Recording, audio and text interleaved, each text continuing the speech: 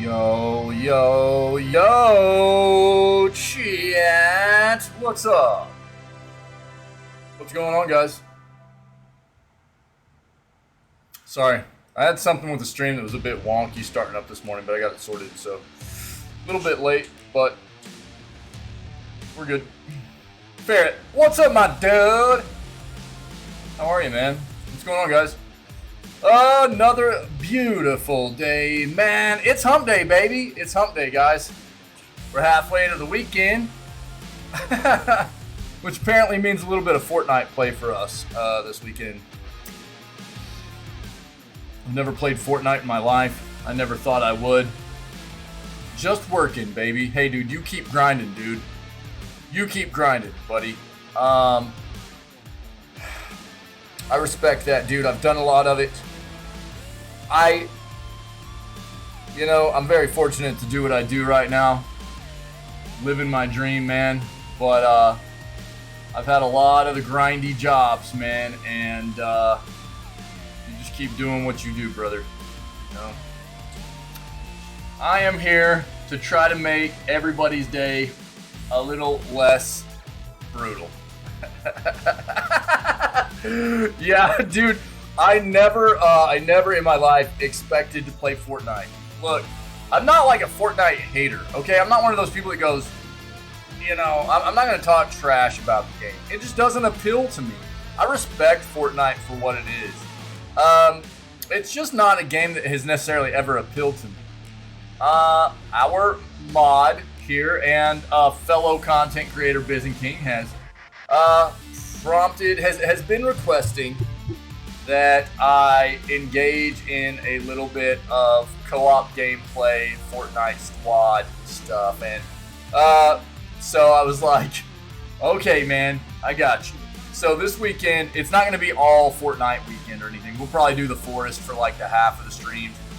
I've done some Battle Royale stuff. I'm not necessarily against Battle Royale, but the Fortnite thing just hasn't appealed to me. So, I don't know. Just not really my thing. But again, I respect the game for what it is. It's very genre-defining for the Battle Royale genre. In the gaming industry, in the gaming world, Fortnite, you cannot deny the fact that Fortnite is a very genre-defining game. It has set a standard for sure. And there's a reason why so many people like it. There's also a lot of people that hate it. And I'm not necessarily either one of those. I just kind of have sat in the middle and gone, I respect the game for what it is. It just doesn't appeal to me, And so, I'm a variety game player. I play all kinds of stuff. And I've gotten into some Battle Royale stuff. But I don't tend to just stick in one game. I play a lot of different stuff. I like to get a taste of what everything has to offer. And so it's hard for me to just want to stay in the same game for a very long period of time. On that note, we'll do a little bit of Fortnite this weekend, but we are hopping into day 2 of the forest today, and we'll do some forest gameplay probably for the first half of the streams this weekend, and then we'll do a little bit of like Fortnite to end the streams on this weekend, just to hop in there and say thanks to our mod and buddy Bizon King for always being a part of what we do here, being a big supporter of what we do, and modding the community here for us, and I'm absolutely okay with that, But on that note, again, happy Wednesday. We are going to jump into video gaming news segment for today, January 18th, before we dive into day 4. Excuse me. Backtrack there. Day 2 of the forest. Okay, playing on survival hard, the hardest difficulty there. All right, so let's go ahead and dive in here. See what we got. Check it out. This is what we're listening to this morning, by the way. This is our BPM soundtrack. Let's get that death counter off there for now. How about that? Woo. Listening to BPM. Amazing. First person, roguelike, rhythm-based game. Yeah, it's a lot of fun. Dude, I cannot recommend this game enough. It's got a really, really neat art style, too.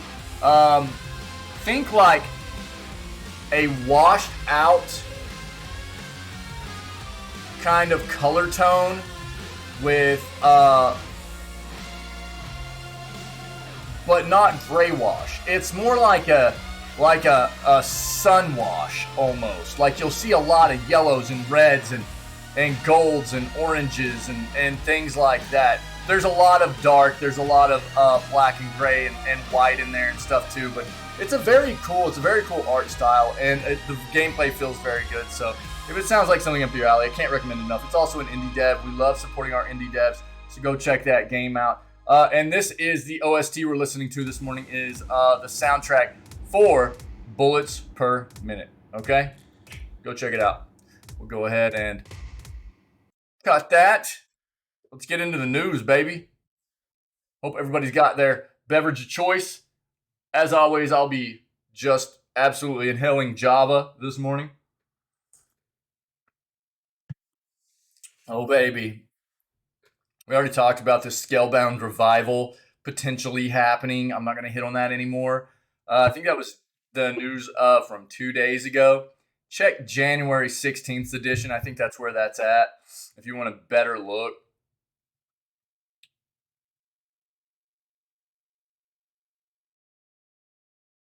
Atari Game Station. Let's look at this.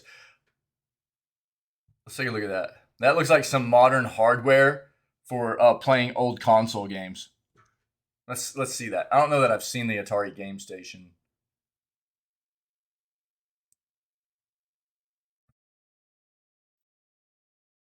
Let's go. Yeah. Today's the last day for Stadia, guys. Google Stadia is finished today. All right. At like roughly 11:59 p.m., Google Stadia is shutting down today. We've already hit on it a lot. I'm not going to dive into these articles. We've talked about it. They are bringing a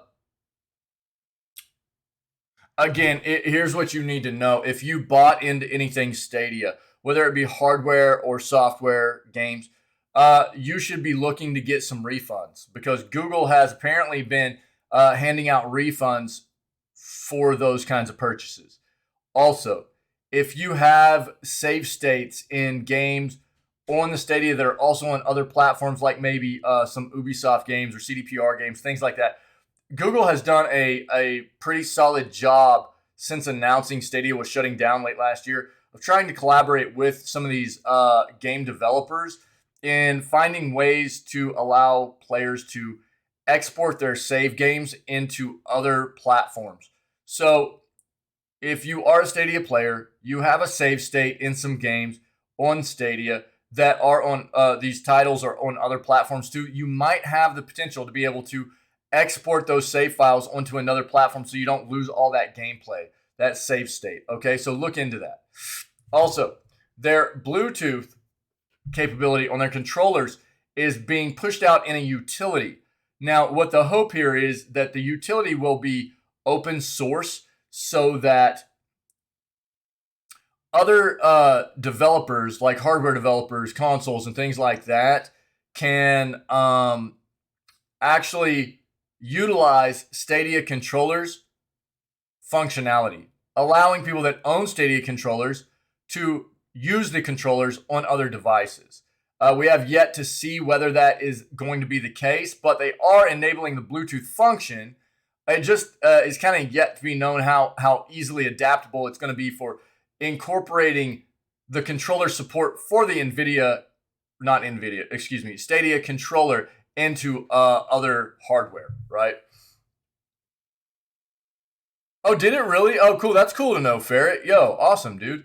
Interesting, man. Nice. I'd been wondering what people's kind of, feedback or thoughts were on experience with using Stadia. I've never tried one. Never. But, I mean, it's a great concept, right? I just don't think that enough people bought into it. It might have been a little bit ahead of its time, really, to be honest.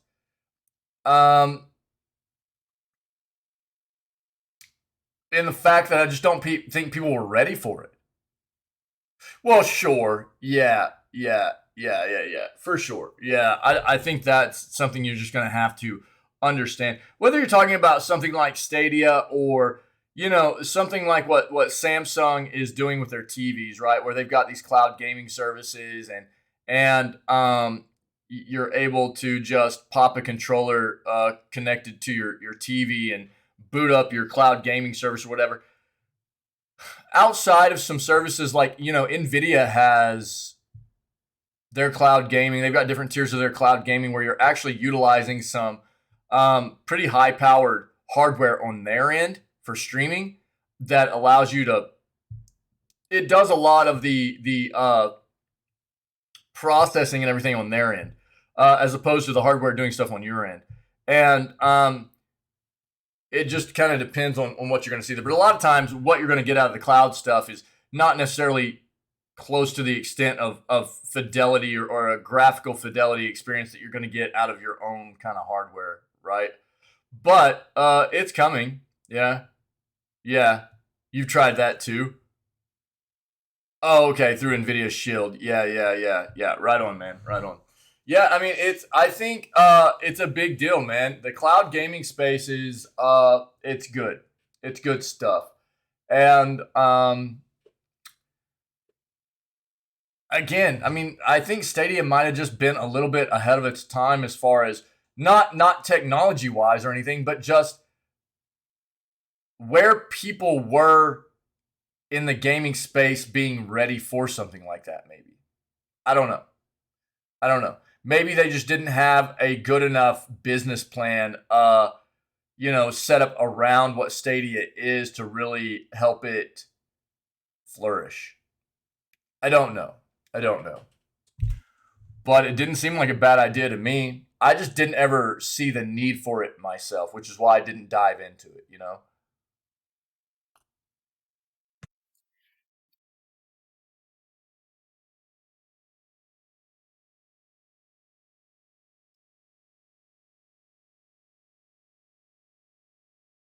Here's your battle royale, Ferret.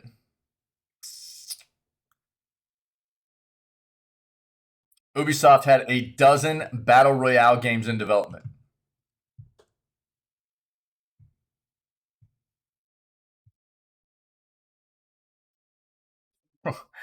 You want to see something funny, dude?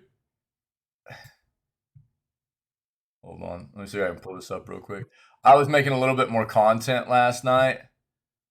I ended up finishing the night staining a piece of wood for my new table, but I did a little bit of content creation last night. Check this out. I saw this video. I made this highlight last night, and I was just so. Breath of the Wild was so good, but there was so much quality of life stuff that I was like just so fed up with by Nintendo. This video, I think, really, really just epitomizes how fed up I was with some of the stuff Nintendo was doing. Check this out.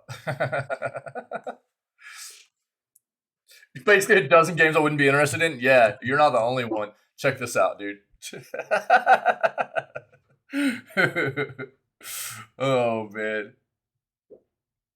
I watched that last night and I was just like, yeah, seems about right.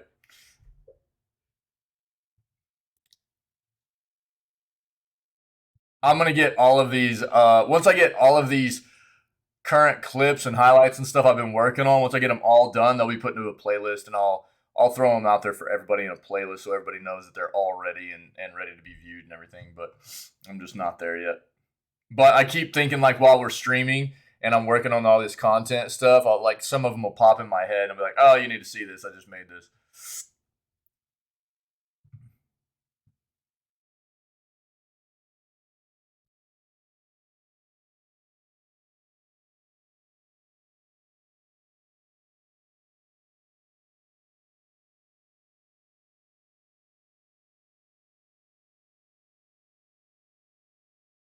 Yeah, look, the Switch is sold well over the entirety of its life cycle. Even now, it's not selling as well as it was in previous years, but it's still selling very well. It's a great concept. It's a great console, but it's old and the hardware is definitely dated. And I'm not the only one that thinks that way. Since I've started like talking about how I've seen the Switch in my eyes being dated. I'm seeing more articles come out with other people talking about the same thing, and I think that more people are seeing it that way. It doesn't mean people see the Switch as a bad piece of hardware, but it's dated, man. It definitely is dated, and they're really trying to squeeze all they can out of that thing, no doubt. Suicide Squad leaks failed to impress. Take a look at that. Oh, my bad. Let's get rid of those.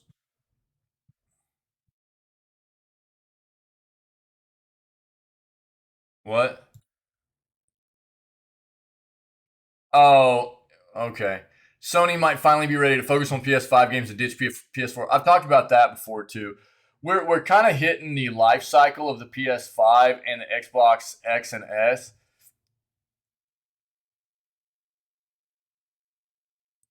Yeah, I mean that's one of the things we talk about a lot too, though, dude. That's the benefit of quite often the PC gaming world over the console world. You know what I mean? Um, in the console world, you're real locked in as far as your hardware. Whereas the PC world, if you know what you're doing, you can really set yourself up for future upgrades, right? And we talk about that a lot. I mean, there are pros and cons to both, right? But um, that's something that I try to really, yeah. I mean, are you probably going to pay, you know, more for a PC if you're gonna build a decent PC out the gate and really set it up for some future expansion and upgrades? Are you going to be paying more than a new gen console? For sure, probably about twice to, or probably about 3 times to 4 times as much. You know what I mean? But what it does is it sets you up in a space where you're not having to buy a new console every 4 to 5 years. You're just maybe having to do some small upgrades here and there. And it really, I mean, it ends up offsetting really. And just depending on how much knowledge you have about the PC, about tech really, right? And to be fair, no console is ever going to be as powerful as what you can make a PC. Not at least the mainstream consoles we see. Are they powerful? Yeah. I'm not saying they're not, but they're never going to be what you can do with like a desktop PC. They're just not going to sit there. They're never going to be in that space. So it's also a reason why it's quite often harder for software developers, for game developers to optimize games for PC than it is for console. That's not lost on me either. PC gamers, across the PC gaming sphere, PCs are so widely varied in the different kinds of PC hardware that come together to form any single person's gaming PC, right?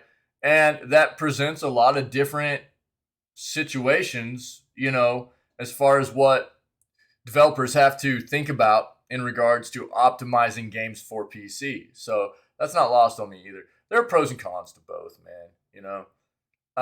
Old Bill goes to the wife. By then it's at least 5 years old. Even then it will last. Oh yeah, for sure. Yeah, I've got. When did I build this thing? I've got a 10-year-old PC right now.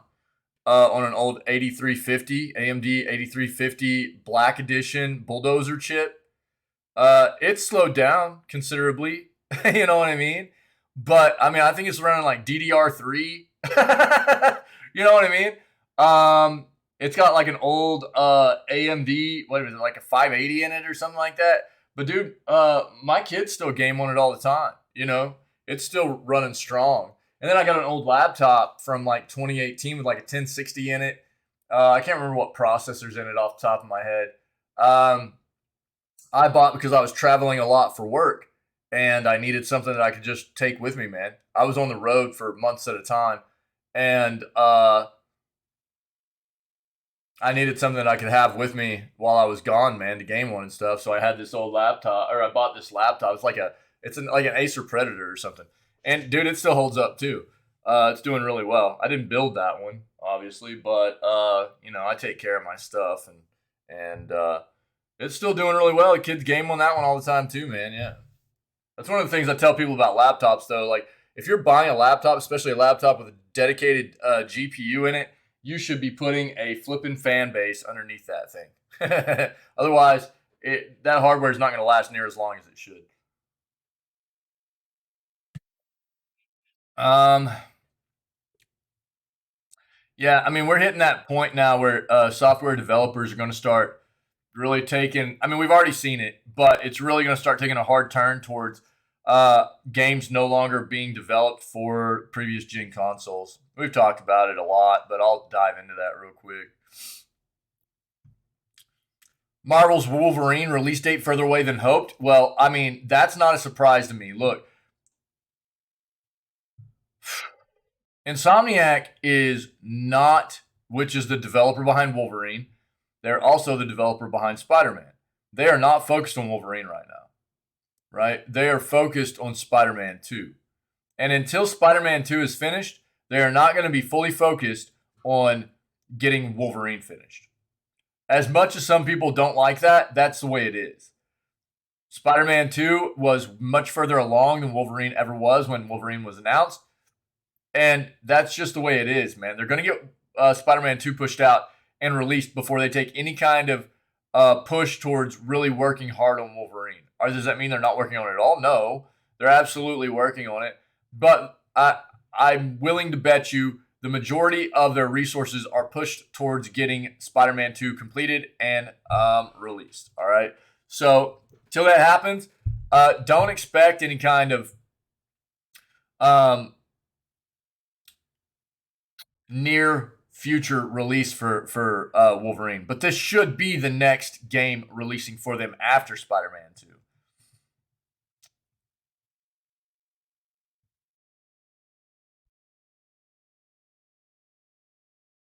This stuff is just crazy to me. There's a Porsche gaming chair. They've got like Ferrari gaming chairs and Porsche gaming chairs and stuff. And I'm like, dude, I'm sitting in a flipping Amazon chair. I'm sitting in a chair I bought from Amazon, Doug. Like, what? How long ago did I buy this? Like 2017, I think 2018, and it's solid. I've got a little bit like an after like an additional lumbar support thing I threw in here, but dude, I bought this chair for, I don't know, 70 or 80 bucks, I think. And it's got like arms that fold up and down, which are nice. And but dude, it does the job, dude. I don't need to be sitting in a Porsche chair that cost over a G or something like that. You know what I mean? To be able to game all day. I don't know. you know,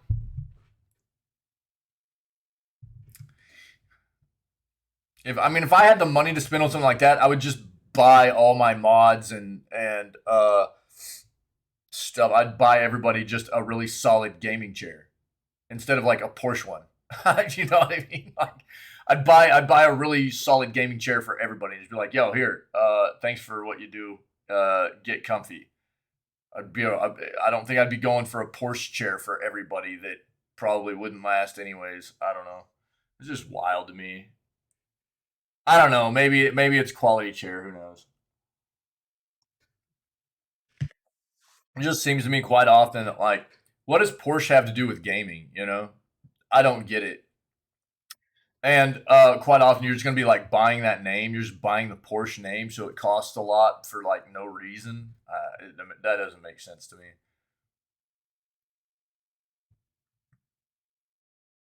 Yeah, Hogwarts Legacy sales are already number one on Steam, Xbox, and what?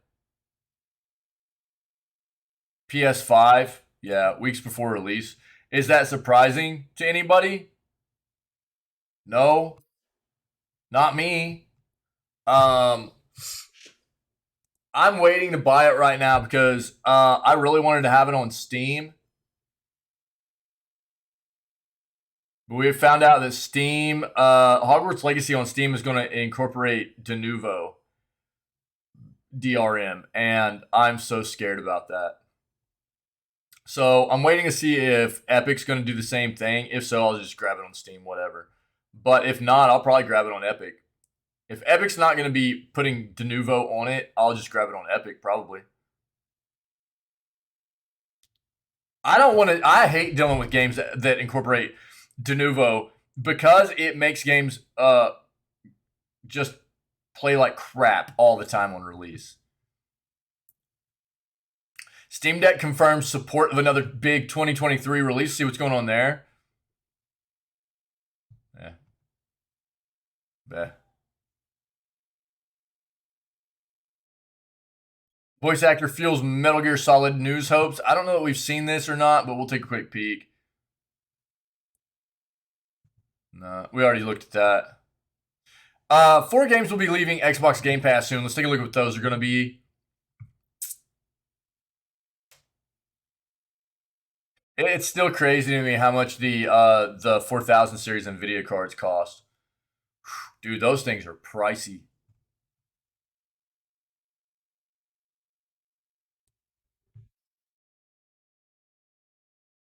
Let's look at our other search real quick.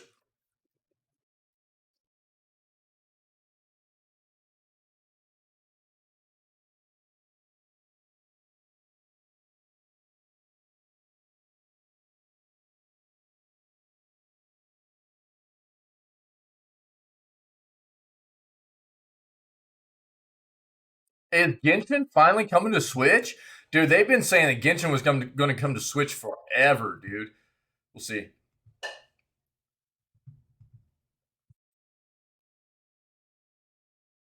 Best deals on PS Plus. Take a quick peek for everybody, see what's going on there.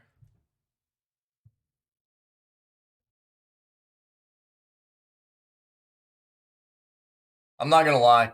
I'm probably gonna wait until all the episodes for The Last of Us have been released, and then I'm just gonna get a month of HBO and just binge the whole thing. And then I'll watch whatever else is good on HBO, and I'll just have like a subscription of it for a month. That's usually what I do. Is that bad? You know, I don't know. That's usually the way I address HBO. I have so many streaming services. Yeah, I mean, dude, I have so many already, you know, like I've got Netflix. I've had Netflix forever. And the reason I still have Netflix, even though I'm not quite as enthused with the shows that have been coming to it over the past couple of years, I have one of my other utilities ends up paying for like half of that bill for me. You know? So it's like I might as well just keep it. So half of my Netflix bill I don't even have to pay for. So I've got that. I've got Disney Plus for the family, and along with that came like the Hulu is part of that as well. So we've got Disney Plus and Hulu, and ESPN for sports plus for sports stuff. Oh yeah. Cool, man, cool. And dude, I got a free year of Apple TV Plus through one of my utilities, and a free year of Paramount Plus through one of my utilities. It was one of those deals where it was like, yo, we'll give you a free year of these subscription services, and then once it's done, you'll have to pay a monthly subscription. So it was like I signed up, and then I immediately went in and just canceled the subscription. So I got like a free year, and I don't have to, it's not going to re-up. It's like, cool. So I've got like all these subscription services, and so like when something comes out on a station like HBO, that's usually what I do. Like I just wait for all the episodes to come out, and then I just buy like a month of it, and I'll just binge the crap out of it, and then I'll just do it for a month. That's it. Yeah, the strings attached thing is not a big deal to me if that's all it is. If that's all it is like, yo, after a year, you'll automatically be charged for it, right? But because what I do is I'm like, cool, sign me up. I immediately go in when I sign up and I just cancel it. Because in the fine print, it's always like, you can cancel at any time. and you'll still get the free year.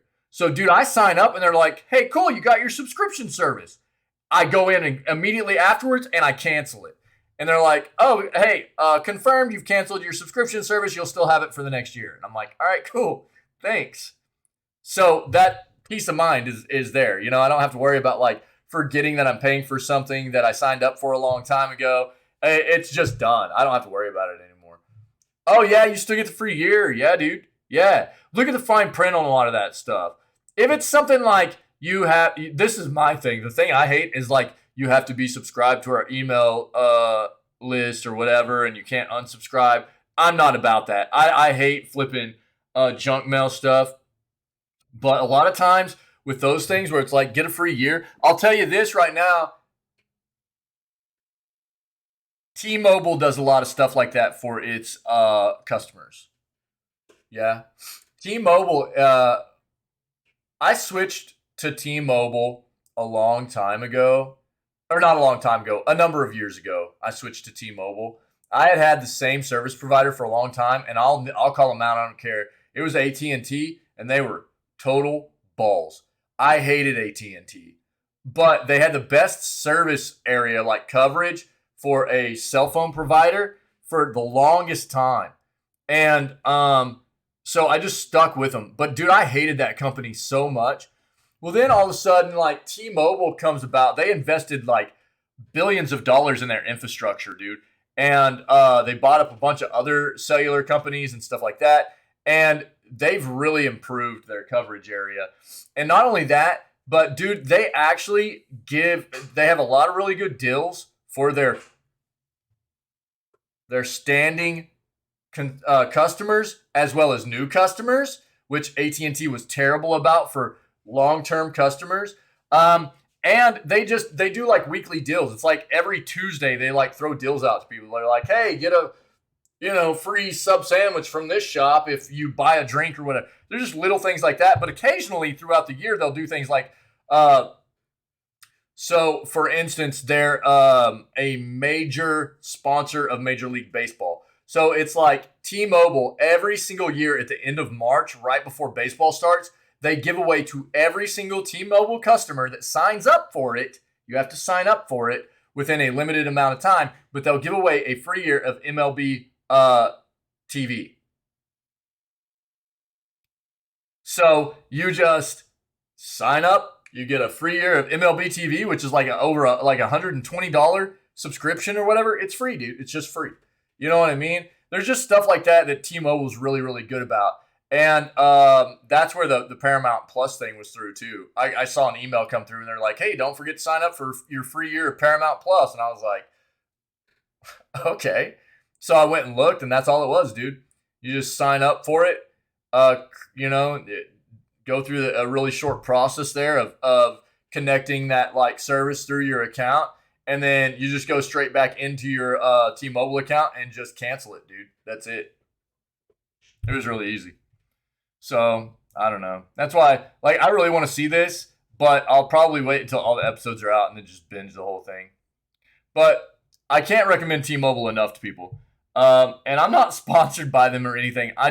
There are an amount of companies that I will not recommend to people because I've had a bad experience with them over the years. And then there are other companies that I've had really, really good experiences with. And I'll be like, yo, check them out. I recommend. And T-Mobile's one of them.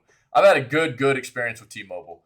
Anytime I've needed, and I don't quite often, but anytime I've like switching over to their service, or anytime I've needed to reach out to them for anything, amazing customer service, customer support and stuff, as well as they're just good to their customers with like little freebies and things like that. Highly recommend. Their coverage area is great too.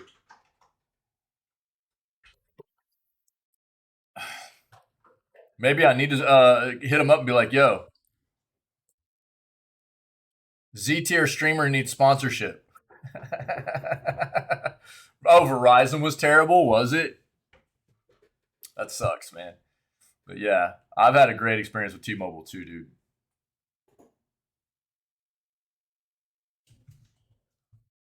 Microsoft reportedly preparing to cut thousands of jobs.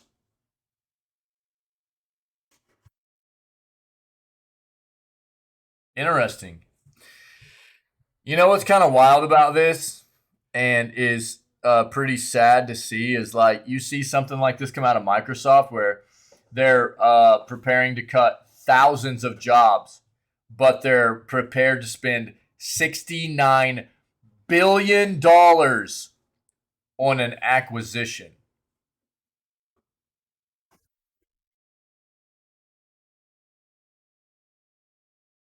You know, I don't know. We'll read into it, but I mean, keep that in mind. So they're ready to do some massive layoffs, but they're still prepared to spend roughly $70 billion on an acquisition. Um, that's pretty brutal. That looks very bad. So we'll see what's going on there. But just right off the bat, that seems very, very, very terrible.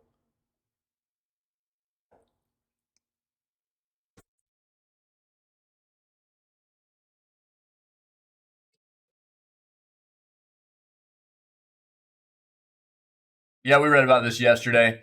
NetEase and Activision Blizzard have not been able to come up with a short extension here for Blizzard to keep publishing over in China. So Blizzard's having some issues getting their games to continue being published in China at the moment.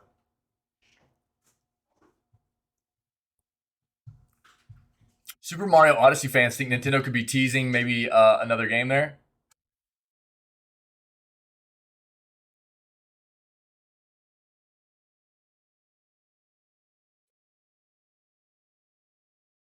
What page is it? Yeah, this will be our last page, and then we'll jump into these articles.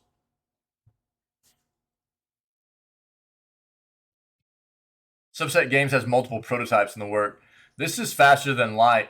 Let's see what else is going on there. Riot Games invites. Oh, no, no, no.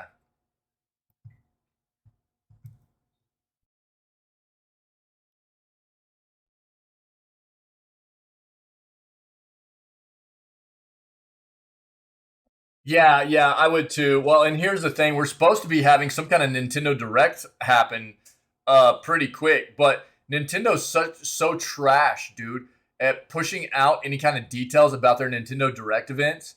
It's like we usually don't find out about what those events are going to be or when they're going to be until like a day or two before they happen. They never, like Xbox, man, has let everybody know like 2 weeks ahead of time they're doing their showcase. Nintendo's terrible about it, man. So we'll probably see something good at their Nintendo Direct, but we just don't know when it's happening, man.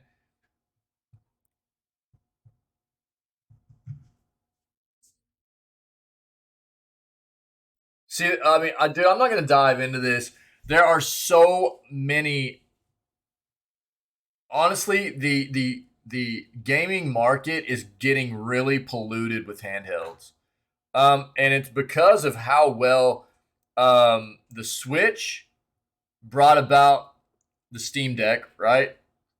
And the Steam Deck has just really driven home the fact that handheld devices can be a prominent console for triple A game playing in the industry today.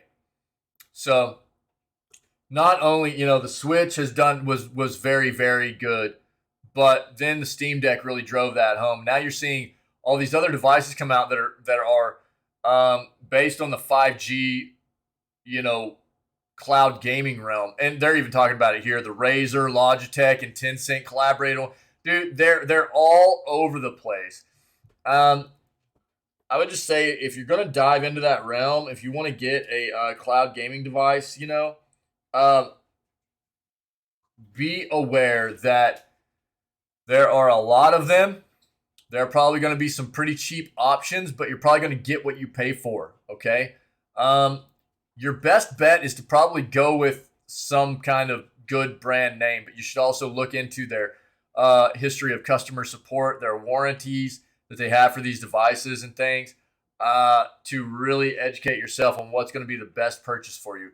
There's so many of them right now, and I don't have a ton of information yet on what would be the best go, but there are a lot of brands that you're seeing coming out with these handhelds that I've never even heard of before, and it's really kind of sketchy. They're going to be cheaper, but I think you're going to get what you pay for there. So if you're really looking for a cloud gaming handheld, probably going with like a Razer or the Logitech or something along those lines, it's going to be your better bet. But I would still do your research, compare handhelds, see what is going to fit your budget, and really try to find one that appears to have some good warranty, and not only a good warranty, but a good customer support for a warranty if it comes down to the fact of you needing to request some kind of support, because that's a big deal. Just because a product has a good warranty doesn't mean you're going to have a good experience with a warranty, like an RMA request. Okay, if a game doesn't or a hardware company doesn't have a good support division set up. So that's something to keep in mind there.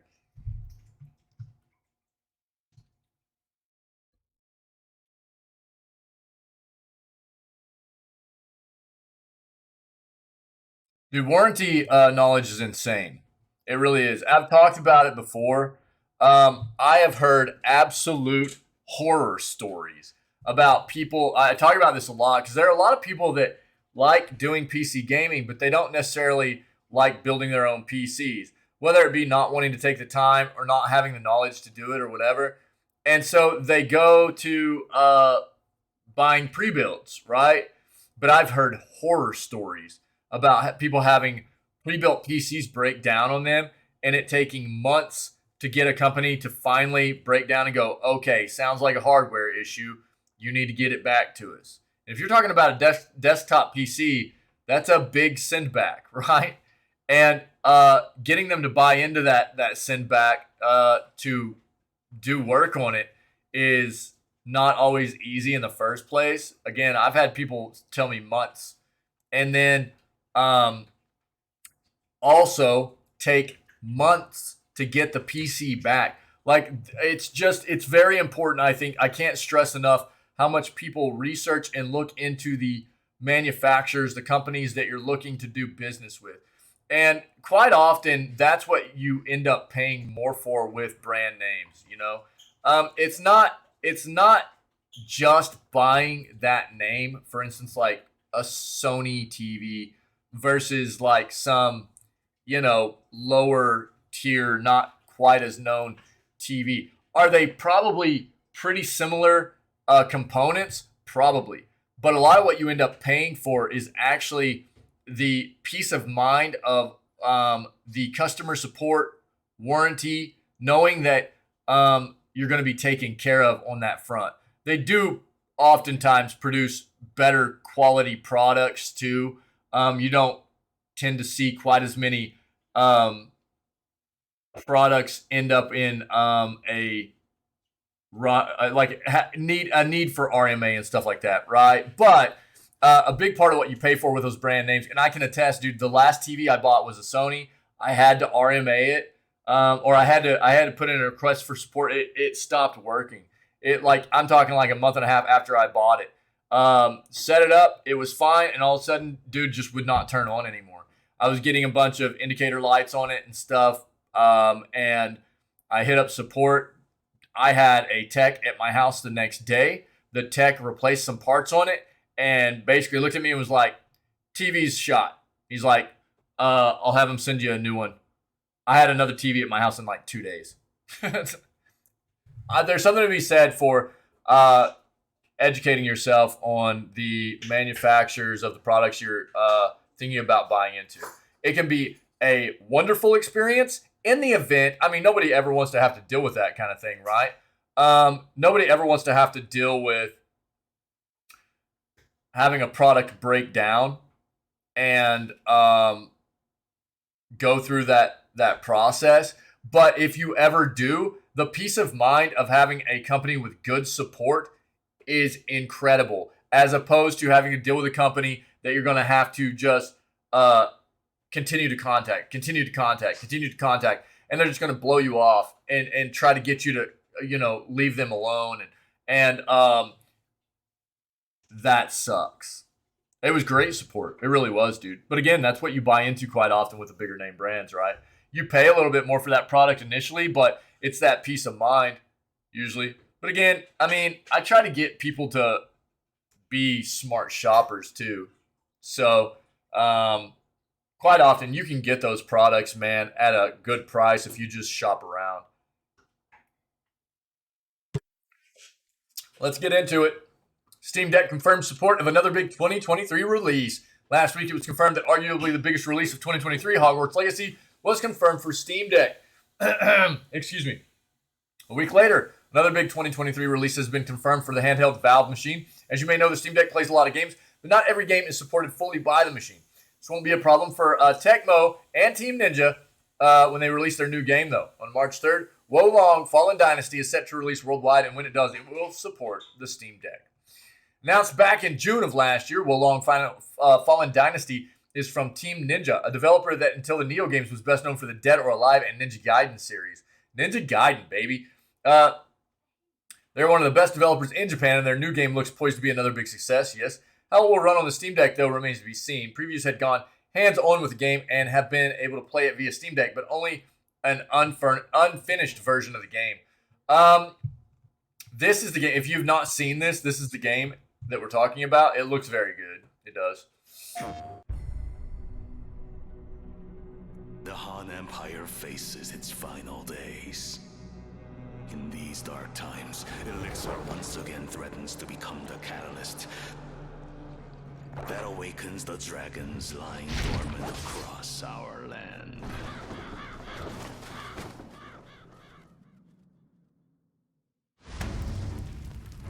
A forbidden power. This chaos, is it all his fault? How about it? Help me forge the ultimate elixir and join me in immortality. We must retake Puyang!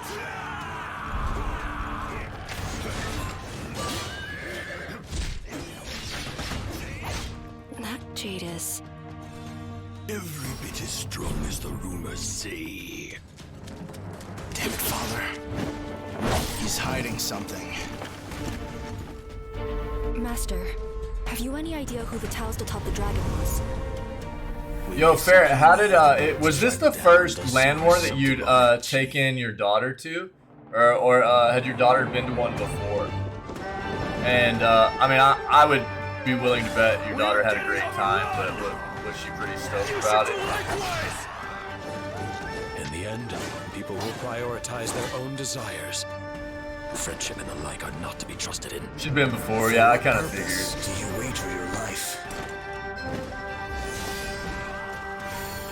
So I'm guessing this is like kind of turning into a bit of a by offering up this life. The power to control that's this world lies. isn't that considered in Japan like kiri? Is that what they call it? I can't remember. It was her third one, so this is becoming kind of a thing for you guys, yeah? I can't. Does she go like every year with you now? Is that what it is? Is this like consecutive years? Yeah, the game looks very good. Oh, let's go. Nice.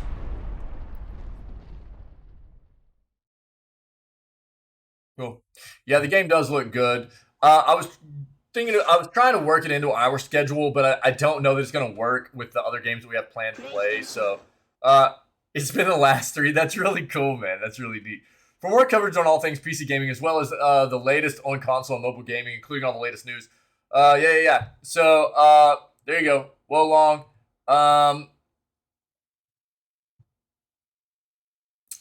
Look, this is the thing with Steam Deck, though, right? Steam Deck, what you need to understand is not all games that are on the Steam platform are Steam Deck optimized or verified. Many of them will still play on the Steam Deck. They're just not optimized for it, so there's going to be a little bit of wonkiness, right?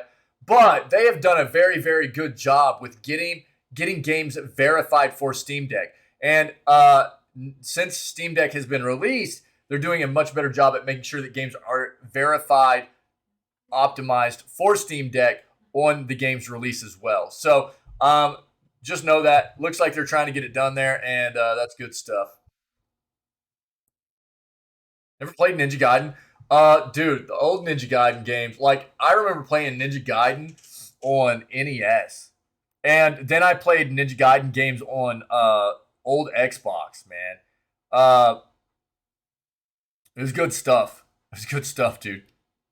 Yeah. Yeah. Voice actor fuels Metal Gear Solid. So that doesn't sound funny to me. And there are times where I'll say that kind of thing to people. Like, I'll be like, you know what? I've never played one of these games. And people are like, what? I'm like, dude.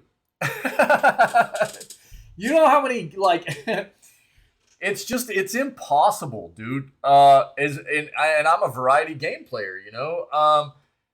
To play every single game is just never going to be a viable thing, you know? And as much as I would love to just have experienced every single game there ever was, it's impossible. You really have to like pick and choose what you want to experience, and you have to just understand that, you know, to an extent, there's going to be some stuff you miss out on, you know.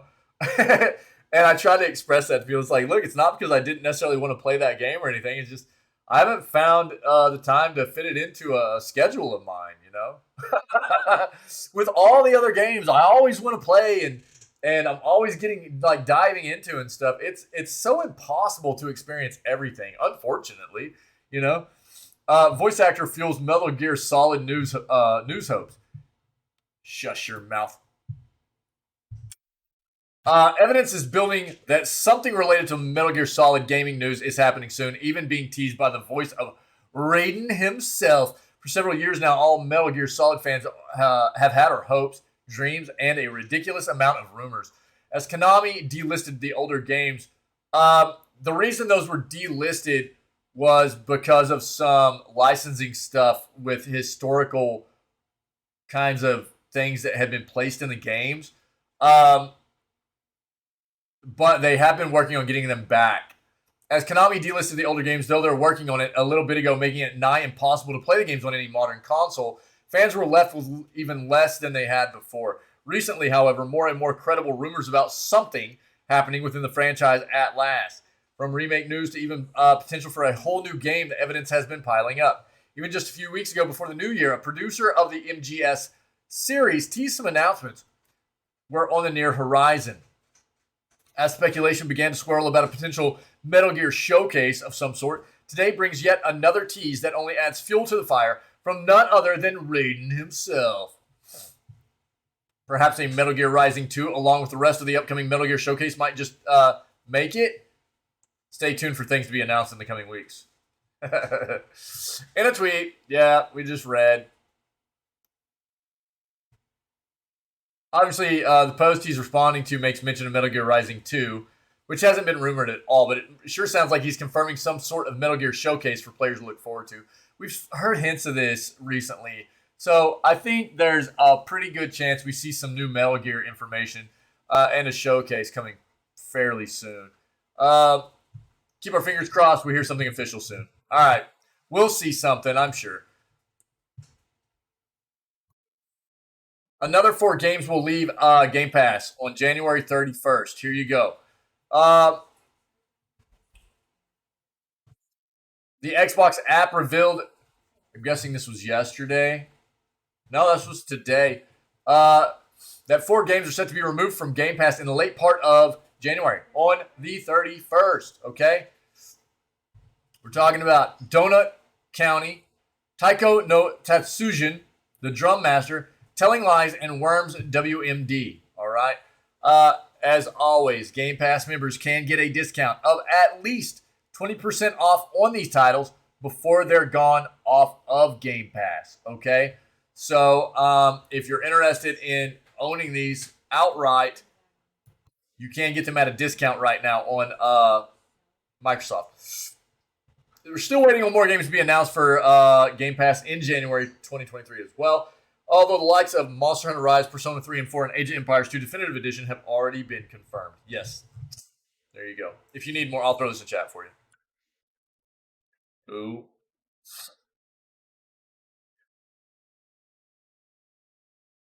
You know what, dude? Worms WMD looks really good, and I've never played it. What?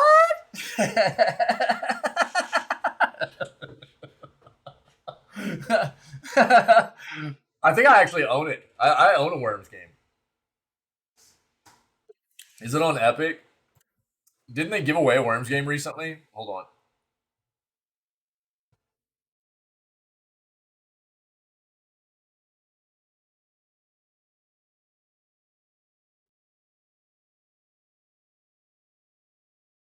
Or was it on another platform?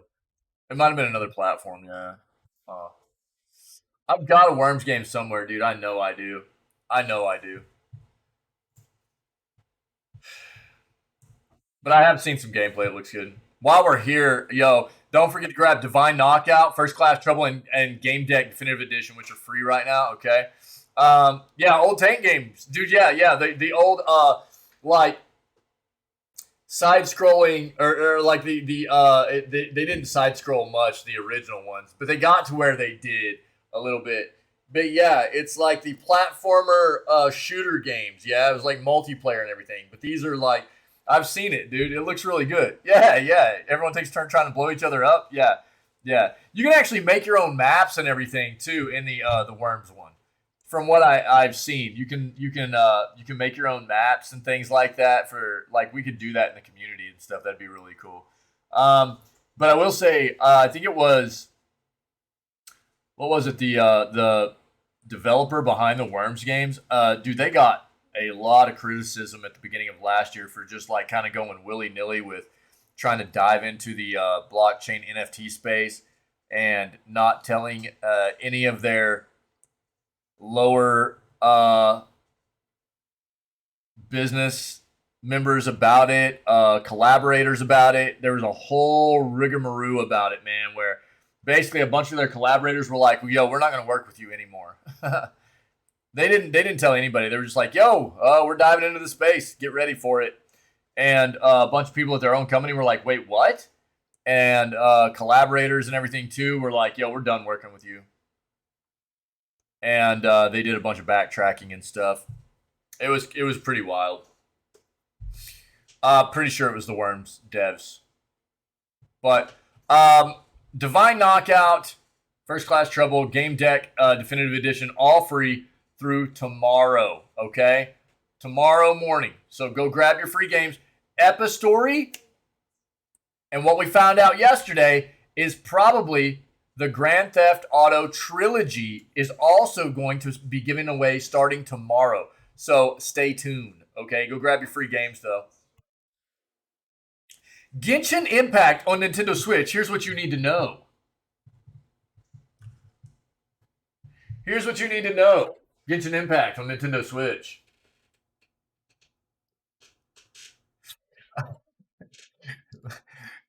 All right. This is supposed to have been ported to Switch forever now. Genshin Impact is one of the most popular games in the world. I did that because my son. First Class Trouble is in the same vein as Among Us. There have been so many games that have tried to capture that same essence, you know? It's like the Battle Royale space, you know? So many games have tried to do that same thing. I did that because my son likes Genshin. My son likes Genshin Impact.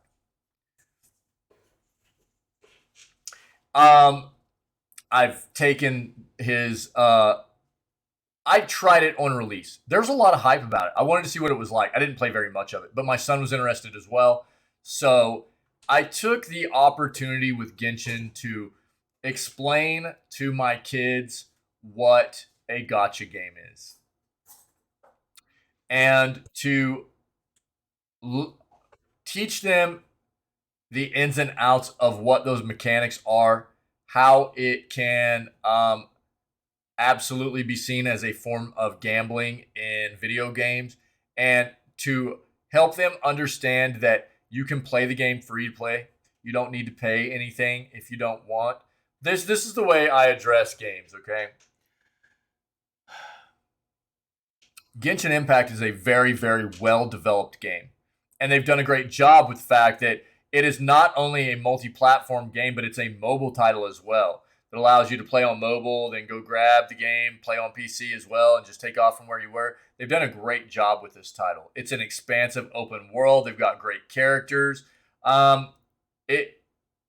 Great mechanics in the game. It's beautiful. They've done a great job with this game. There's no doubt about it. There's a reason why. I think it's generated over $4 billion at this point.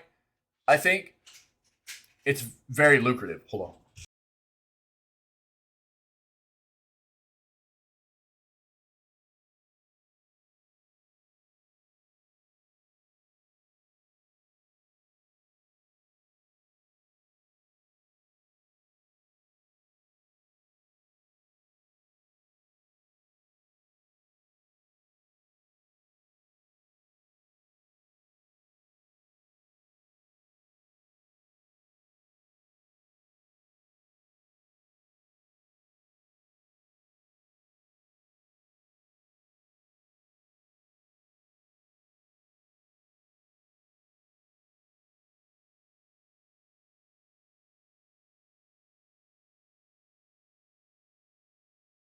Sorry. Apologies. So I felt like, with the interest from my son, it was a good time to do a bit of educating on my thoughts and the way I would, I address games like this. And ultimately, the way I see games is, especially free to play games. Okay, free to play games. I don't see anything wrong with pushing a little bit of money towards the devs and the game after you get an amount of gameplay out of the game, But it's important, I think, for people to understand that gacha games, yeah, free to play doesn't turn into pay to win. That's another thing that I've been trying to teach my kids as well, because that's a big deal to me as well. Free to play is good as long as the game doesn't incorporate pay to win, because that definitely skews the game towards wells.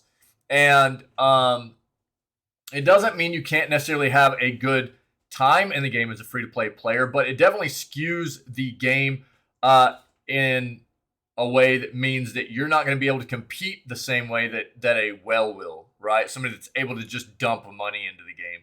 And ultimately, the whole free to play thing, for me in the way I address games is, if I get a good amount of gameplay out of a game and I feel like I'm going to continue to play the game and enjoy it and get more time, then I'll find a way to, push a little bit of money into the game and that I feel is appropriate to give back to the devs, because I think that's the appropriate thing to do. If I'm playing a game and that I haven't had to pay for up front, I'm enjoying what it has to offer, and then I feel like that's the appropriate thing to do for a developer. But there are good and bad ways to go about free to play games in the way that they monetize things, and that's what I was going to get at, Ferret. Is the pay to win aspect is something that I'm very much against. I don't like that, and I stay away from games that incorporate those kinds of mechanics. So there's been a lot that I've been able to kind of teach my kids about what Genshin is, and how I feel about the gaming world and what this game has to offer. And obviously it's a gacha game. So there's the mechanic behind that is quite often by many people looked at as a gambling mechanic that, you can grind in-game items to, eventually and rarely be able to do some, I think they're referred to as wishes in the game. To try to get new characters and things like that. Or you can just sit there and pay. Like most gacha games. You can just pay and get your new characters. But that's where they get you, right? They get you with that gambling aspect. It makes you feel that rush, if you will, for a lot of people anyways. I've never gotten that. I've never gotten the rush from gambling.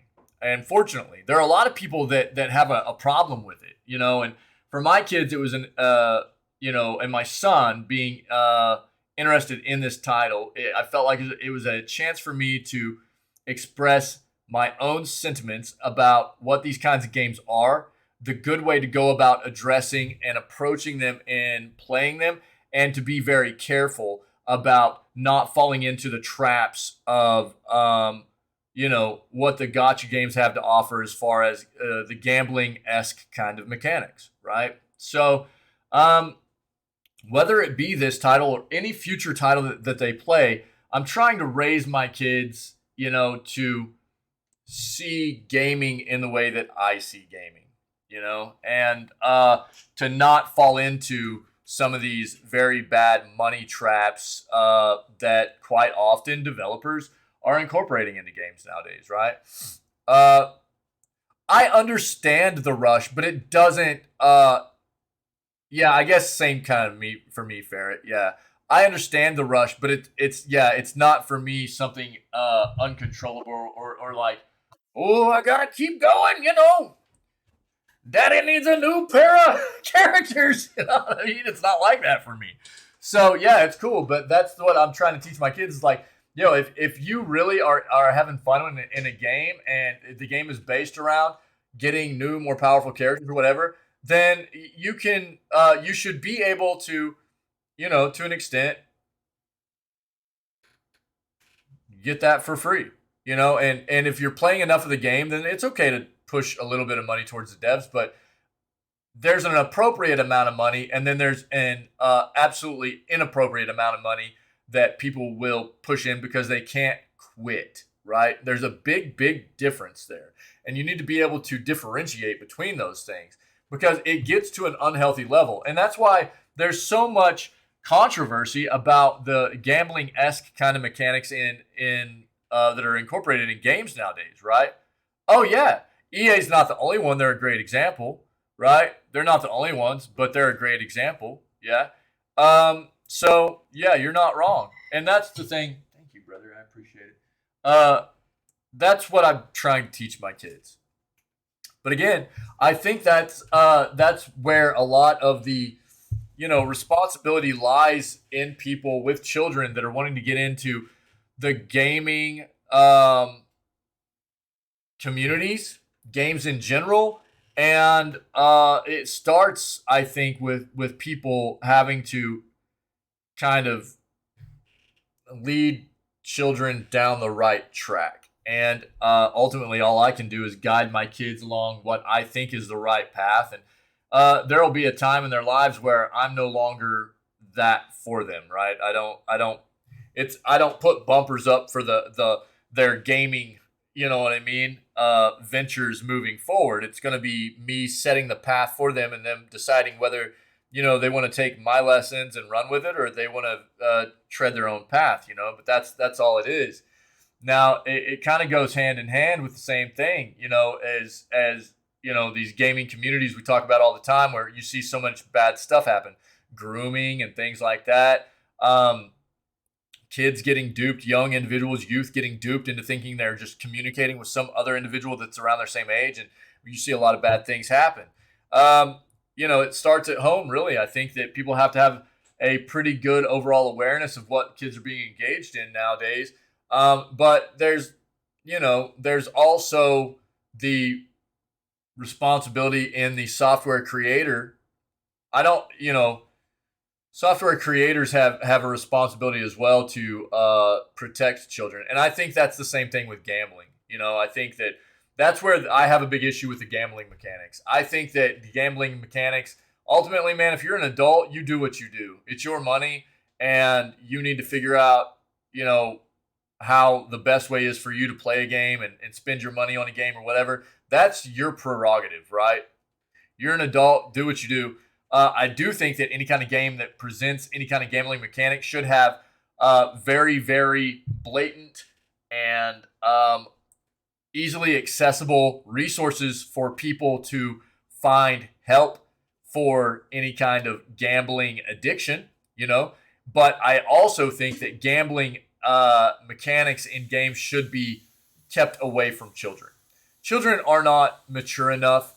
They're not, their brains have not been fully formed enough yet to understand what that addiction consists of and how to address it fully, while they're in that young state. Not even a lot of adults can handle it in a mature way, let alone being thrust into it as a child, or as a youth. So I think it's important, not only from the point of an adult, a parent, a guardian, whatever, to try and express these kinds of sentiments about to children in the best way to approach gaming nowadays, but just online environments as a whole, right? Yeah. Yeah, I mean, I just, that's my own take on it. That's my own take. But we'll get back into this. Sorry, we ventured off there a little bit. Genshin is one of the most popular games in the world, being available on PC, PS4, PS5, Android, and iOS devices. The free-to-play title is not playable on Xbox consoles since Sony struck an exclusivity agreement with developer MiHoYo during the game's production phase. Right. Now, MiHoYo actually brought this to Xbox first, if you didn't know. And Xbox was like, I don't really think it's for us. So, yeah. Xbox missed out here. What about the Genshin Impact Switch version, however? Once upon a time, January 14th of 2020, we're talking 3 years ago at this point. To be precise, MiHoYo announced that a Nintendo Switch version was being developed alongside the additions already mentioned above, stating, open world ARPG game Genshin Impact will come to Nintendo Switch in the future. That announcement is still available on the official website, as is the short trailer released at the time.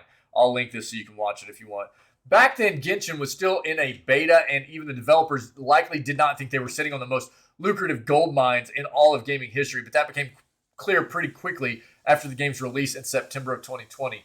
Shortly after that, of course, the COVID-19 pandemic struck, changing the world. Despite the issues MiHoYo faced during this, development of additional content went smoothly. The studio churned out high-quality updates like clockwork, even building an impressive PS5 version from the ground up. The Nintendo version, though.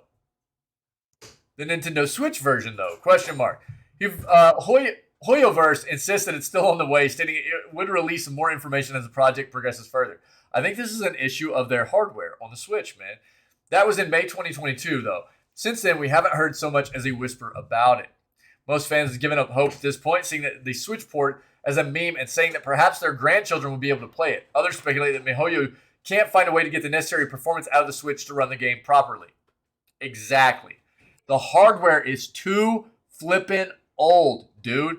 Again, what's funny is that like modern mobile devices are even a bit more powerful than just like your phones and stuff are kind of more powerful than the Switch are. You know what I mean? Because, dude, you play it on your mobile device, but they can't get it to work on the Switch.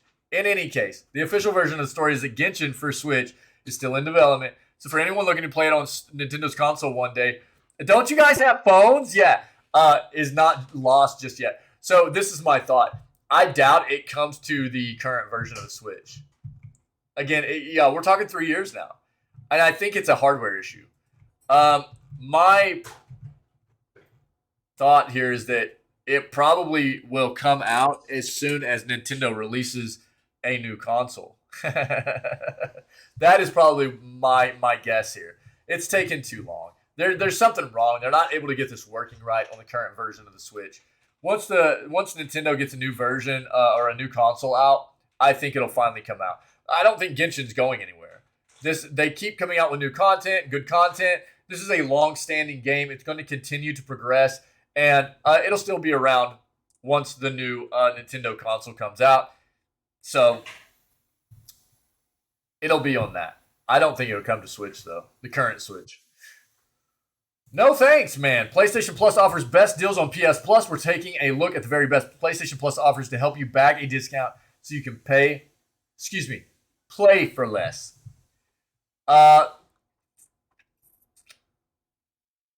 If you didn't know, PlayStation Plus is a subscription service for Sony's consoles that grants players all sorts of benefits, from exclusive discounts to bagging free PS Plus games and trials every month.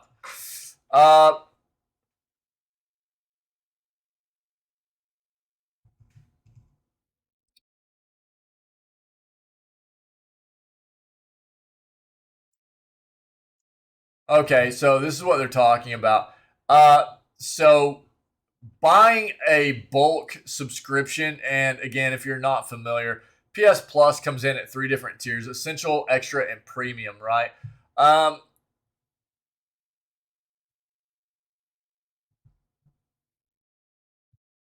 the classic catalog of games, game trials, and cloud streaming are now locked behind PS Plus's most expensive tier, the premium. Fortunately, there are ways to bag all levels of subscription for less. Um, if you buy an entire year at a time, you'll save overall, right? And we're talking about pounds here. So get a discount on your membership by opting for annual over monthly. Most subscription services do this. Game Pass is the same way. PS Plus does this. If you buy for a year, you save over what you pay monthly. It's like this is the way it usually goes. Okay.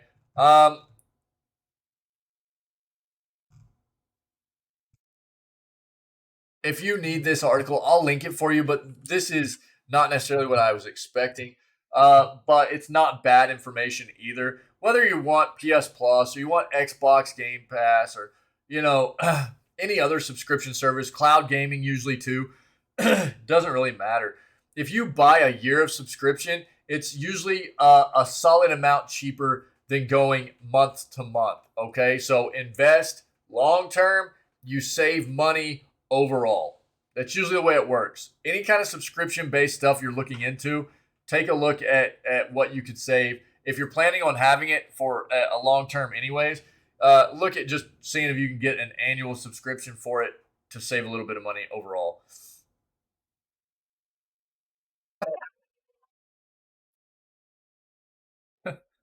I got you, dude. Hold on, dude.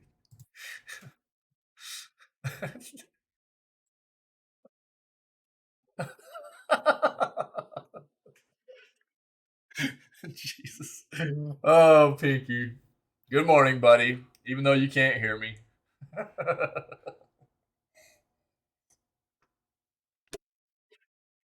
Yeah, yeah. A report from the UK suggests that gaming and tech giant Microsoft may be preparing to cut thousands of jobs across the company later this month. Oh, man. As mass layoffs become standard practice at companies throughout the tech industry, a new report suggests that Microsoft may be the next tech juggernaut looking to eliminate thousands of positions. The news of the potential cuts at the company, known to gamers worldwide for its Xbox brand, comes as competitors in the gaming space like Amazon's Luna announced layoffs of their own. With its Windows operating system, Microsoft Office Suite, and Xbox brand, Microsoft's products have become a familiar sight in offices and game rooms worldwide.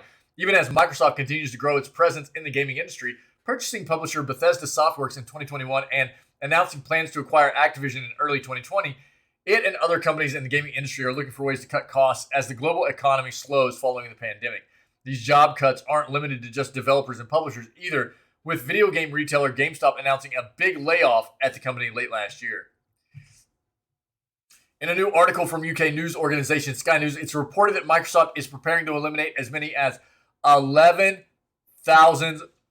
Cool, Pinky. All right, buddy. 11,000 jobs at the company later this month.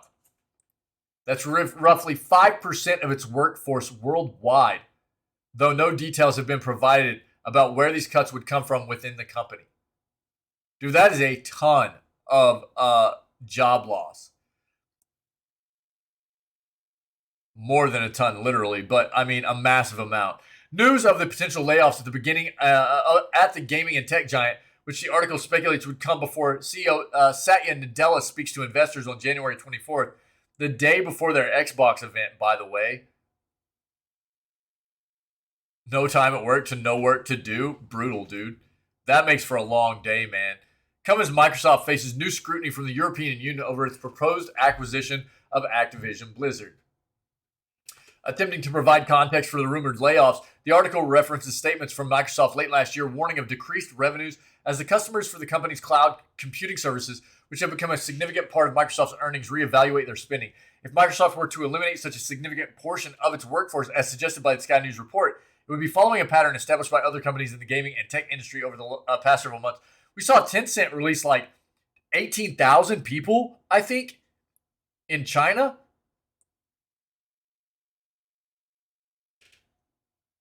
In addition to the elimination of thousands of jobs at developers and publishers across the traditional gaming industry, the VR gaming market saw similar staffing cuts when Meta announced mass layoffs at the company in late 2022. Although the reports of these mass layoffs at Microsoft have yet to be confirmed, the move would certainly be in line with similar layoffs seen across industries worldwide.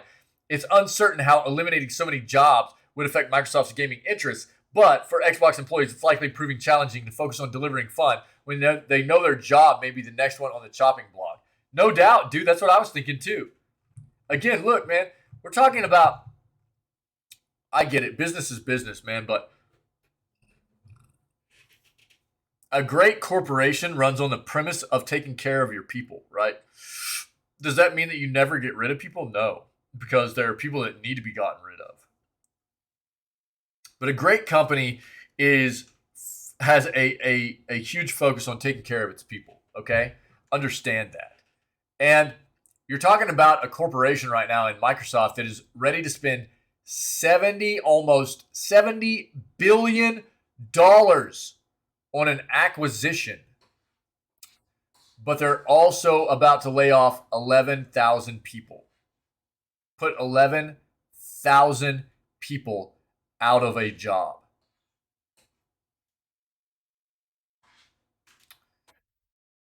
That doesn't seem right. That something seems off there. Yeah. It's pretty terrible. But there are a lot of layoffs happening right now in the tech industry. We've seen.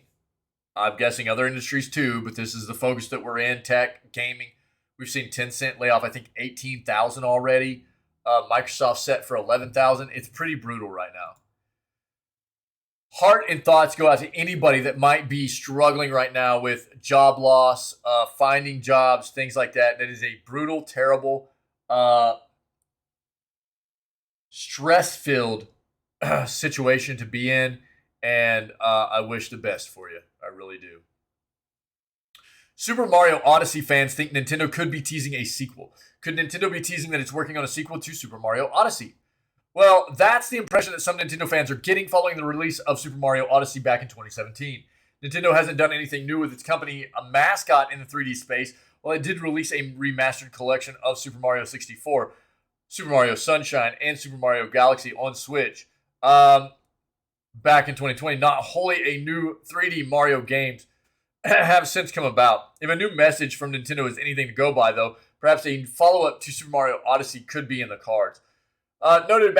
Noted by at 90 Prime on Twitter, Nintendo recently sent out a new round of emails encouraging Switch owners to once again play Super Mario Odyssey. Although emails like this are often sent out by Nintendo, some of the wording in this latest message made fans think that the Japanese video game company could be dropping hints about a full-blown Super Mario Odyssey 2.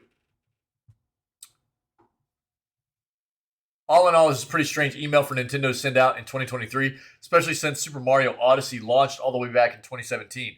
Not to mention, since it has been nearly 6 years since Mario Odyssey was released, it does seem to be about time that Nintendo would have a new 3D Mario title ready to launch. Whether or not Super Mario Odyssey 2 ends up being real or not is something that we'll have to wait and see, but maybe we'll get a new announcement tied to the series later in 2023 if we're lucky. Nintendo Direct win? I mean, come on, man. Come on, Nintendo. We just keep getting teased like, oh, there's one coming, but they won't tell us when. Subset Games has multiple prototypes in the works, but no plans to return to Faster Than Light. Okay. Studio's debut hit Faster Than Light also started life as a prototype that wasn't meant to be sold, but it's done very well. Into the Breach developer Subset Games has revealed that it has multiple prototypes for potential games in the works, though it currently has no plans to return to its debut sci-fi strategy, Faster Than Light. Studio's comments were made as part of a Reddit Q&A last night, 2 nights ago, where it fielded questions ranging from the studio's future to the development of its 2012 breakout hit, Faster Than Light. When asked about the next game it has planned, Subset Games admitted that it doesn't know just yet, but shared it has a few potential games in the works, though nothing may come of them. We don't know what's next, reads the studio's answer. We're happy to have released the Advanced Edition update for Into the Breach last summer, which is also on Netflix's platform, and we've been working on multiple prototypes over the years since the original Into the Breach launch. We do not know if any of those prototypes will become a game. In a separate answer, Subset Games added that while it's, quote, not tied to any specific theme, end quote, just yet, the studio is partial to making sci-fi games because it's easier to make up reasons for something to exist if you're operating in sci-fi or fantasy. Yep.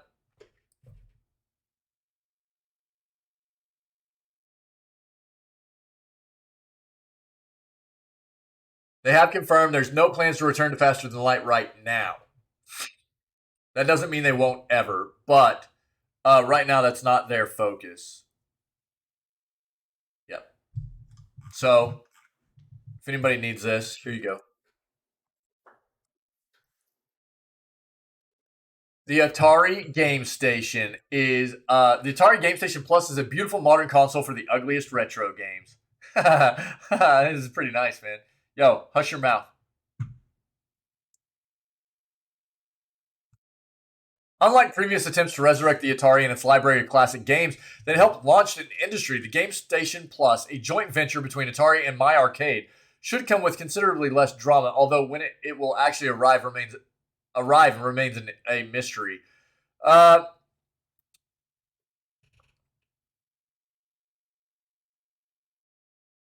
Delivery of the Atari box, later renamed the Atari VCS, first teased back in the middle of 2017, was plagued with endless issues, including crashed crowdfunding sites and a lawsuit from the console's designer. By late 2021, just over 10,000 of the VCS consoles had been sold, with a price tag and the drama making retro gaming enthusiasts hesitant to embrace it. The new Game Station Plus will likely fare a little better. It was created with My Arcade, a company known for its cheap retro gaming machines, including tiny Street Fighter II arcade cabinets. It can be linked together for two-player fights and beefy portables capable of playing original NES cartridges. Yeah.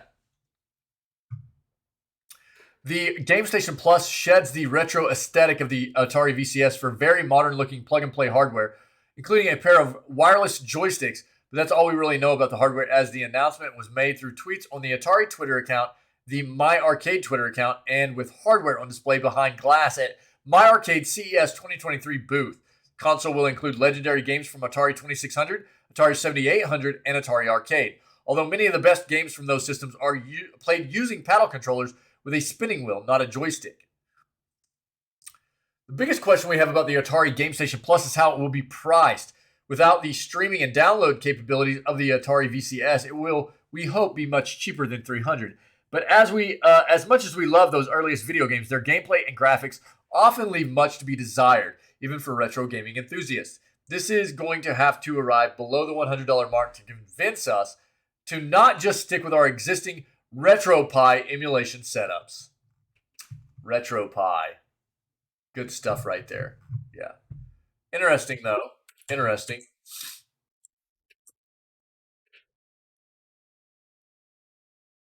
Ubisoft had a dozen Battle Royale games in development. Ubisoft has been struggling. The company canceled the unannounced titles just last week with 3 unannounced titles. We heard 5, but I think it's actually 4. Just last week with a delay put on Skull and Bones to buy the game more time. They should say a 6th delay put on Skull and Bones over the last 5 years. Now, a new report from notable insider Tom Henderson, Insider Gaming, has shared an anonymous employee's remarks that Ubisoft had at least a dozen Battle Royale games in development at one point. It's a shocking figure to see the company chasing so many games of one genre, but at the same time, it's not all that surprising. No. Ubisoft is desperate for cash. The reason for the aforementioned 3 titles scrapped in an emergency investor meeting was to cut $215 million in costs, and Ubisoft stock has been falling since 2018. Reception hasn't been great to any of Ubisoft's latest releases, including Mario Rabbids Sparks of Hope, which surprised Ubisoft when its commercial underperformance. Not all hope is lost. Still has Assassin's Creed Mirage to release later this year. With the game taking aim at the bringing the franchise back to its roots, it could deliver what many fans have been asking for over the past few years. Additionally, Ubi is developing Avatar Frontiers of Pandora, which was supposed to release in December as well, but didn't, which follows the massive $2 billion success of the latest blockbuster movie entry, Avatar: The Way of Water. Despite these notes of positivity, there are still clouds forming to darken Ubisoft's current outlook. A strike of Ubisoft Paris workers has been called by French union Solidaires Informatique, calling out Ubisoft CEO Yves Guillemot, his strategy of gaming cancellations and salary cuts. The employee speaking to Insider Gaming had said that they didn't know the fate of the Battle Royale games that were in the works, and at this point, maybe we never will. Ubisoft is just in such a bad state. Latest gaming news, Suicide Squad leaks fail to impress while a Rainbow Six movie is in development with John Wick director. John Wick's not directing it, but the same director of John Wick is directing Rainbow Six movie apparently. But we're looking for Rainbow Six leaks, really fail to impress. In somber news, a screenshot for Suicide Squad's Kill the Justice League has been leaked online, and it seems to confirm that it will be a games as a service title. Oh no.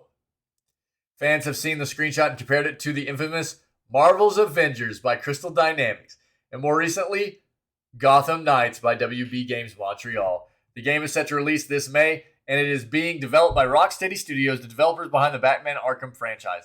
Even though the image shows a store, a battle pass, and more currency than the average gamer will use in their day-to-day life, this might not be the sign of the apocalypse that everyone thinks it is. A source speaking to VGC has suggested the battle pass is focused on cosmetic items and that the characters will begin powerful, with upgrades making them tremendously powerful by the end of the game. We'll have to wait and see. Oh, gross, dude.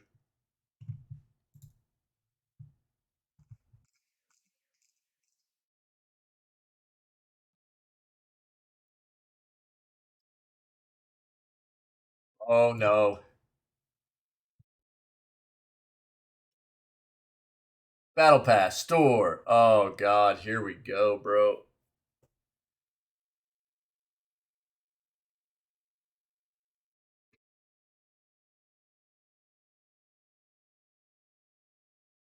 Now, here's another thing.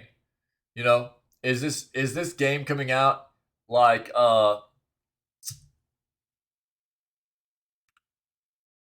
here's my thing, okay? Is this going to be free to play? Or are people supposed to be paying for this up front and then also paying for a battle pass and also having an in-game store? You know what I mean? Like, where does it stop? I'm a bit more accepting of a game having a battle pass, a cosmetic store in game, if it's free to play initially. That doesn't mean I'm real hyped about that still, but I understand it a bit more. If you're not getting money up front, you're going to have a free to play game. I understand where you need to maybe incorporate some monetization elsewhere to make some money off of the title. That makes sense. But there are good and bad ways to do that. Now, if you are selling a game at full price and you have a battle pass in game and you've got a microtransaction store in game, you know, you are an absolute scumbag of a developer. We'll have to see.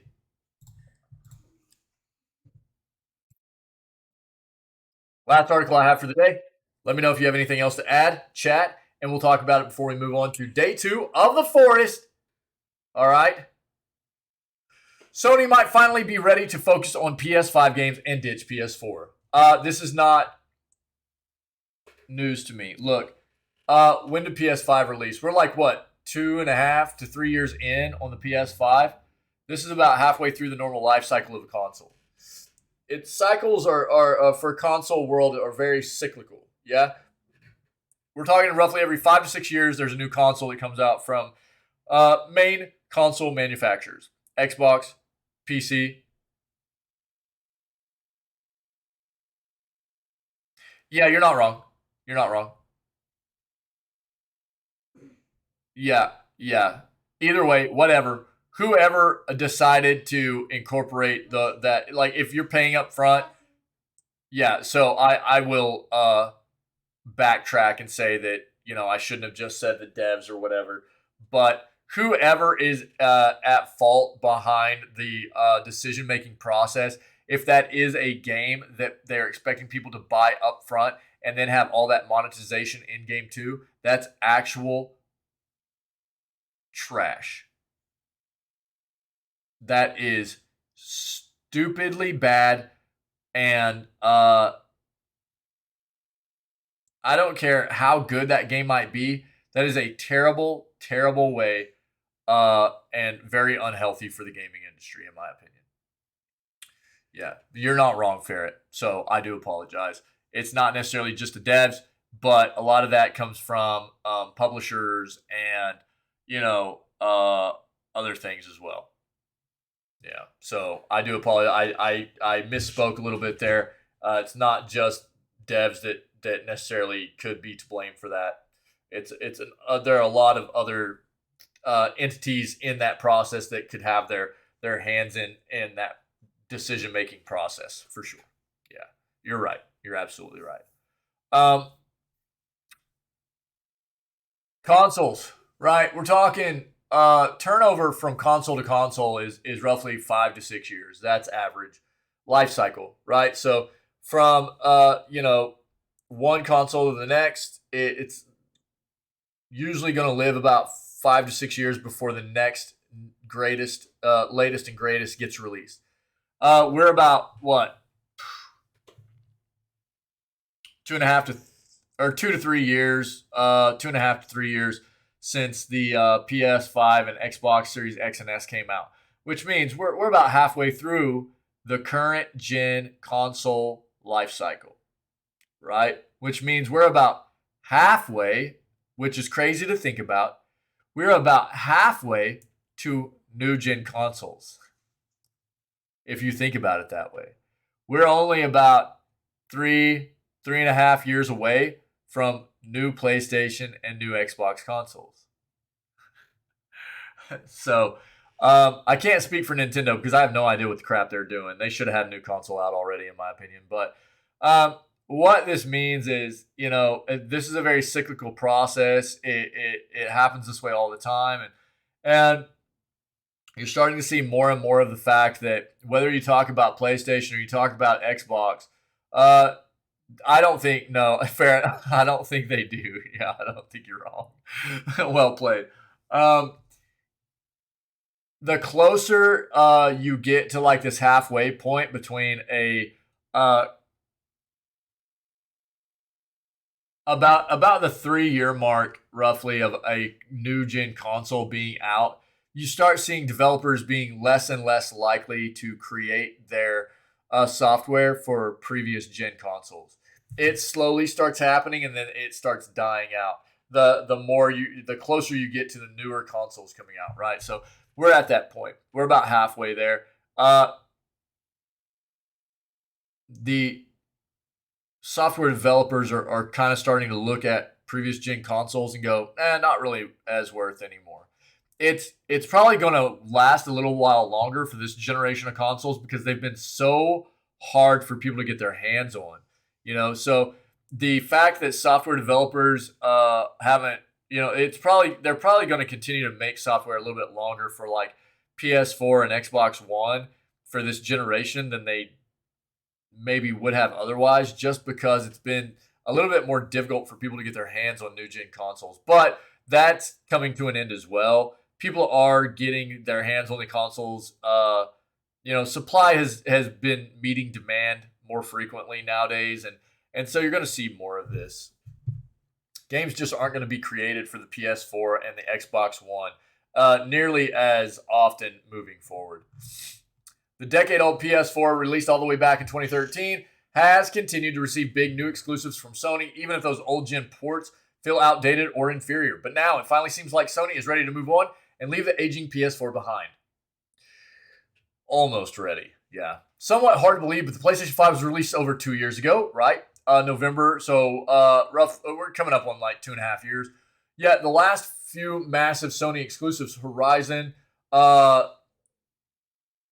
Forbidden West, and God of War Ragnarok, were released on the PS5 as well as the PS4. While it was nice that more folks got a chance to play these big games, it also felt odd to see Sony still supporting this weird era of cross-gen games into 2023. This was the same company whose boss Jim Ryan infamously said in 2020, Sony had always believed in generations in response to Microsoft promising long-term support for cross-gen games, meaning you can only be in one era at a time. Fast forward to early 2023, and while Microsoft in 2022 failed to really ship anything for any generation of Xbox, Sony, they didn't do great. They got some stuff out. This is a Microsoft, or this is an Xbox hater, I think. Sony did publish a few big titles, but most launched on PS4. They didn't do great, but they got some things out. Most launched on PS4 and PS5, seemingly going against Sony's belief in separate, distinct generations.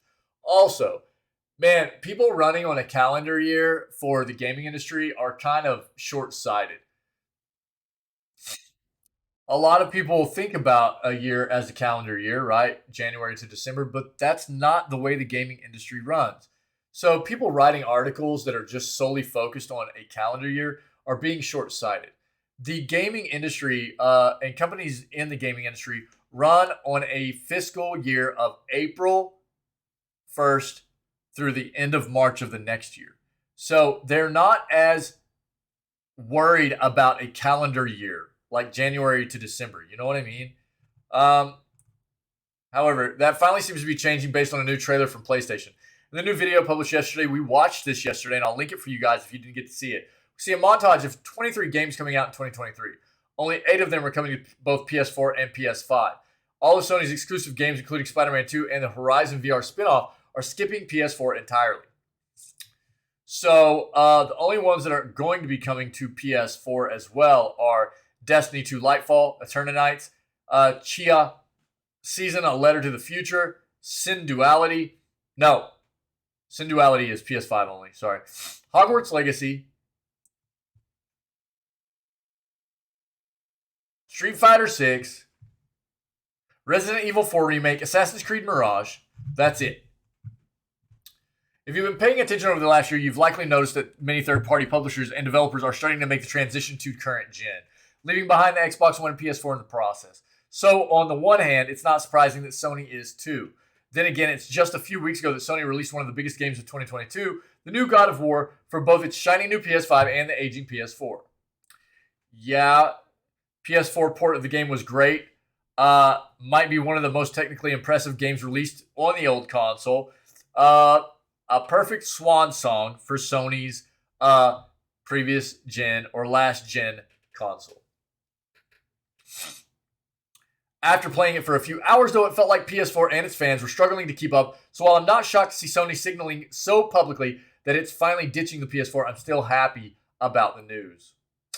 I have to imagine many devs are also ready to move forward without having to balance so many different console specs among the PS4, PS4 Pro, Xbox One, Xbox One X, or the Xbox One S, and Series X and S, and just focus on a few bigger, nicer looking versions of games that are becoming increasingly difficult to make for even one platform. Yeah. Yep. Exactly what I was talking about. It's likely that Sony was hesitant to move forward into a PS5 only future while it was impossible for most to even buy the console. Things are starting to change on that front. It's getting easier and easier to snag a PS5.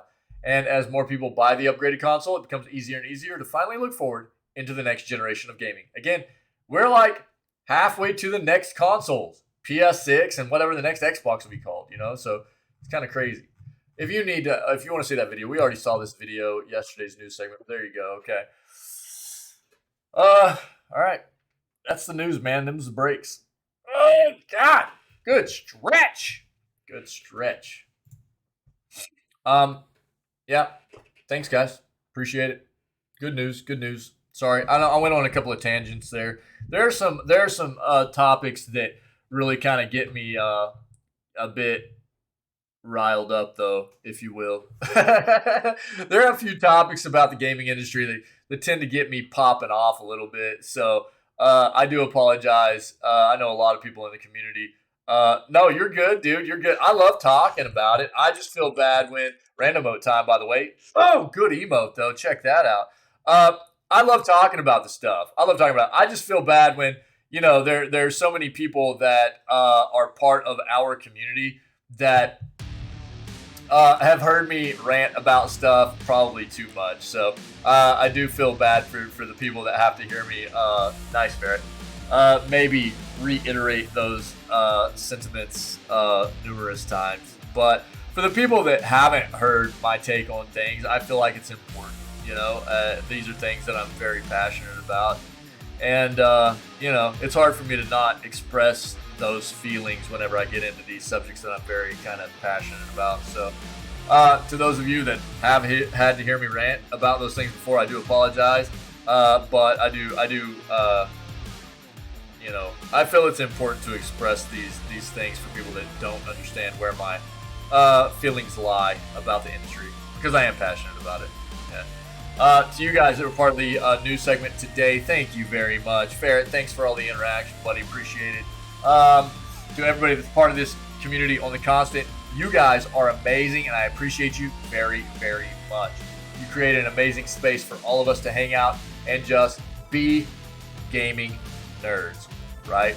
A welcoming spot for everybody. Well, actually, you know, you don't have to be a gaming nerd to be here and enjoy this space. We have a good time, just letting people be who they are, be inclusive, laugh a lot, and just you guys are really the people that are part of this community, are the ones that help create such an amazing space here for everybody to be a part of. So thank you very much.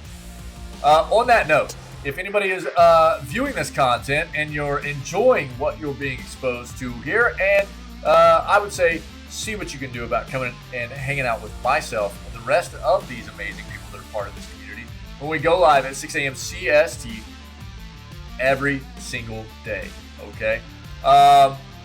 Whether you be checking this content out as a VOD on our YouTube page or a highlight on Twitch, whatever, we always go live at 6 a.m. CST every single day, and we start off all of our streams with video gaming news, and then we'll jump into whatever gaming content we have slated for the rest of the day. We play a lot of different types of games, and we just have a really good time. So come hang out with all of us, all right?